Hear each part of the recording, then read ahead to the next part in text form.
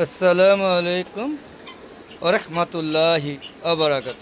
বন্ধুরা দেখতেছেন, এই যে আমার শেড থেকে বেশ কিছুদিনের আগে হাঁস মুরগিগুলো মানে প্রথম শেড দ্বিতীয় শেডে মুরগিগুলো অবমুক্ত করেছি।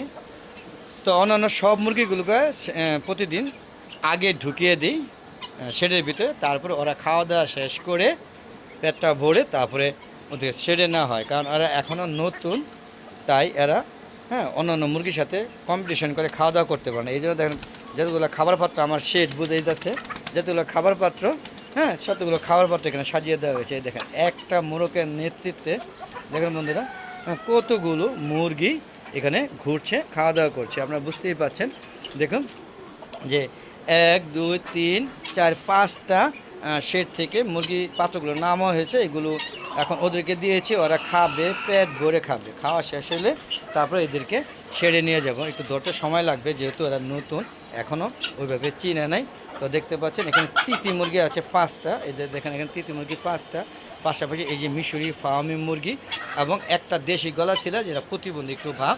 আর ওইটা হলো এই কী বলা হয়, ওটা হলো হাইব্রিড সোনালি গলা ছিল সোনালি।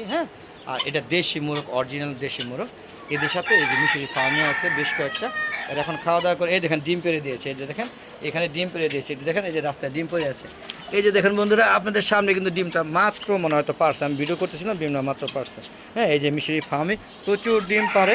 এই যে ওদেরকে এখন এই যে আগে শেডে ডিম পারতো, আর এখন যেহেতু বের করে দিয়েছি, এখন যেখানে খুশি সেখানে ডিম পারে, কারণ নির্দিষ্ট কোনো স্থান ওদের এখনও হয়ে ওঠেনি। কারণ ওরা আরও স্টেবল হবে, এই উন্মুক্ত অবস্থার সাথে পরিচিত হবে, তারপরে এই হাঁস মুরগিগুলো আস্তে আস্তে ডিম পাড়ার জায়গা খুঁজে নেবে এবং আশা করি ডিম পারবে। আপনারা দেখলেন যে আমার হাতে কত সুন্দর একটা ডিম, দেখেন তো লাল বর্ণের, বেশ সুন্দর একটা ডিম।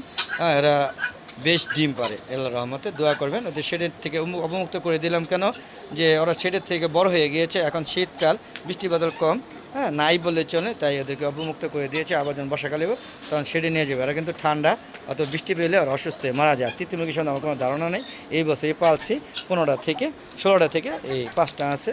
আল্লাহর মতে দোয়া করবেন যে যেন ওরা ভালো থাকে।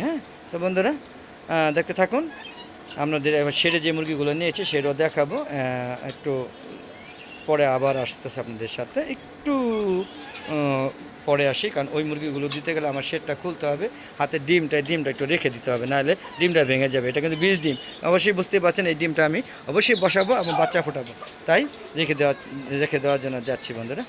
তো একটু লাইনে থাকি, রেখে আসি। তো বন্ধুরা ডিমটা রেখে আসলাম। আপনি দেখতেছেন এক মুরগি যথেষ্ট, মোরগ যদি থাকে একটাই এনা, একলা এখন সব মাথায় ফেলাই দিয়েছে। দেখছেন কতগুলা লিডার সে একাই দায়িত্ব নিয়েছে। চলেন আমরা একটু ছেড়ে যাই, গিয়ে মুরগিগুলো দেখাই যে সবগুলো সেরে নিয়েছে। এখন এগুলো সেরে নিব, তো এগুলো আর দেখানো যাবে না, এগুলো দৌড়ি লাফালাফি করবে। তো সেরে নিয়ে গেছি, সেরে একটু দেখাবো। চলুন আমরা সেরে থেকে ঘুরে আসি। দেখেন কবুতরগুলোকে আরেকবার খাবার দেওয়া হয়েছে, কবুতরগুলোকে আরেকবার খাওয়া দাওয়া হয়েছে কিনা আমি জানি না, তবে এই সময় খাবার দেওয়া ফেলায়, তো একটু দেখি। না ওদের এখনও খাবার দেওয়া হয় না, যদি মুরগিগুলো ধরবো তারপর খাবার দেবে। তখন সব কবুতরগুলো বুঝতে পারছে যে এই সময় থেকে খাবার দিই, তাই নিচে অলরেডি নেমে গিয়েছে। আজকে একটু আর্লি করতে পারিনি, একটু লেট হয়ে গেছে, তাই দেখেন কবুতরগুলো অলরেডি নেমে গিয়েছে। আপনারা দেখতে পাচ্ছেন এই যে মুরগিগুলোকে অলরেডি খাঁচায় বন্দি করে দিয়েছি। এই যে দেখুন, এই দেখুন বদলগুলো সব খাঁচায় বন্দি। মুরগি আপনার সংখ্যা কম, আজকে শেড থেকে এই শেডে রাখবো, শেড চেঞ্জ করে দিয়েছি। এই যে দেখুন চেঞ্জ করে দিয়েছি। এই যে দেখুন বন্ধুরা আমার হাঁসগুলো কি সুন্দর লেজ নাড়াচ্ছে বসে বসে। এই যে দেখুন সব সেটা নিয়ে গিয়েছি। এই যে দেখেন এগুলো সব আমার টার্কি মুরগিগুলো, একটু খুলে দেখানোর চেষ্টা করছি। এই যে দেখুন টার্কি মুরগিগুলো সব রেস্টে আছে, দেখতে পাচ্ছেন। দেখেন এই যে সবগুলো কেমন জানি লাগলো, একটা দেখে নিন। তো বন্ধুরা এই যে দেখতেছেন এখানে সব টার্কি মুরগিগুলো আপনাদের দেখানোর চেষ্টা করলাম। আর এই যে দেখুন এখানে হাঁসগুলো সবাই বসে দেখেন ওই যে মজা করছে, যে বন্দি করে দিয়ে দিয়েছি। এখানে আবার টার্কি আর দেশের যে 3টা আছে সে 3টা, আর ওখানে ওই যে মুরগি সবগুলো বন্দি করা আছে দেখেন। আর এটার মধ্যে রাজহাঁসগুলো আছে, এই যেগুলো সব খেয়ে ফেলে। রাজহাঁস অনেকটা হিংসাত্মক মনোভাব, টুকরা নেটগুলো খেয়ে ফেলে। আর ওই দেখেন আমার রাজহাঁসের ডিমগুলো ফোটা অবস্থায় আছে, আশা করি ফুটবে। তো বন্ধুরা এই ছিল আমার এই শেডে আটকানো মুরগিগুলোর দৃশ্য। এখন ওদেরকে আমি সেটি নিয়ে যাব, তো ওইগুলো আর দেখাতে পারবো না। তো বন্ধুরা, ভিডিওটা যদি ভালো লাগে অবশ্যই চ্যানেলটাকে সাবস্ক্রাইব করে পাশে বেল আইকনটা ক্লিক করে দিবেন। আর এরকম মজার ভিডিও পেতে চাইলে কী করতে হবে বন্ধুরা, ভালো দেখে চ্যানেলটাকে সাবস্ক্রাইব করে পাশে বেল আইকনটা ক্লিক করে দিবেন আর শেয়ার করে সবাইকে দেখার সুযোগ করে দেবেন। দেখেন কত সুন্দর একটা কবুতর, দেখেন কত সুন্দর এক্সেলেন্ট একটা কবুতর। অবশ্য চলে গেছে আমাকে, হ্যাঁ ও ভিডিও করতে ওর মাইন্ড করছে। দেখেন এই যে কত সুন্দর কিউট একটা কবুতর আবার আসছে। তো বন্ধুরা, আমার একটা ফেসবুক পেজ আছে মিজান এগ্রো বিডি, ফেসবুক পেজটাকে অবশ্যই প্রথমে ফলো করে দিবেন, তারপরে সম্পূর্ণ ভিডিও দেখে শেয়ার করে সবাইকে দেখার সুযোগ করে দেবেন। আর পাশাপাশি সুন্দর সুন্দর মতামত দিবেন, আপনাদের মতামতের উপর ভিত্তি করে আরও সুন্দর সুন্দর ভিডিও দিব বন্ধুরা। তো বন্ধুরা, ফেসবুক পেজের পরে চলে আসছি ইউটিউব চ্যানেলে। যারা আমার ইউটিউব চ্যানেল নিয়মিত গ্রাহক তারা তো জানেন আমি প্রতিদিন ভিডিও দিই কটা বাজে, হ্যাঁ শীতকালে 4টার পরে এবং গ্রীষ্মকালে 3টার পরে ভিডিও আপলোড করে থাকি। দেখা আমন্ত্রণ জানিয়ে আজকের মতো বিদায় নিচ্ছি। সবাই ভালো থাকবেন, সুস্থ থাকবেন এবং নিরাপদে থাকবেন। আসসালামু আলাইকুম ওয়া রাহমাতুল্লাহি ওয়া বারাকাতুহু। বন্ধুরা, আর আমার এই মুরগিগুলো হ্যাঁ কীরকম হলো সেটা অবশ্যই জানাবেন।